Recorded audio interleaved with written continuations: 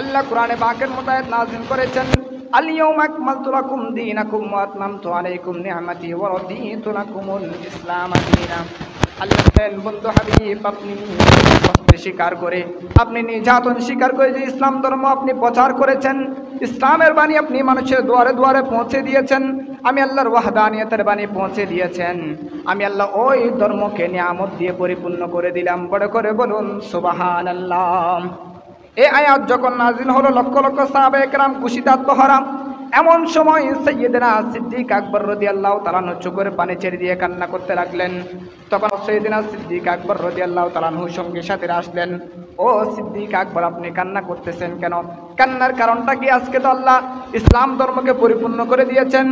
যে ইসলামের জন্য আমরা যুদ্ধ করেছি, নির্যাতনের শিকার হয়েছি, জুলুমের শিকার হয়েছি, আজকে আল্লাহ ওই ইসলাম ধর্মকে পরিপূর্ণ করে দিয়েছেন। ও সিদ্দিক আকবর, আপনি কান্না কেন করতে লাগলেন?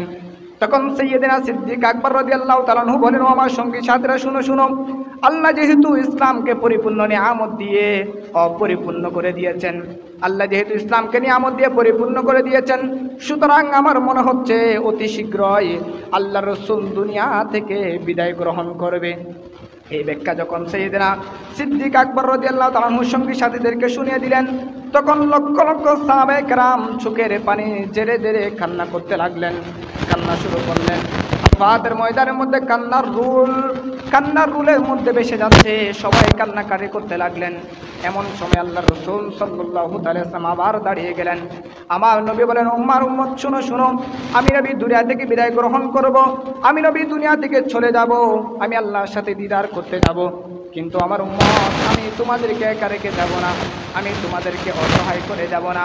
আমি নবী তোমাদের নিকট দুটি জিনিস রেখে যাচ্ছিলাম, তাদিল্লু কিতাবাল্লাহ ওয়া ইতরাতি আহলা বাইতি।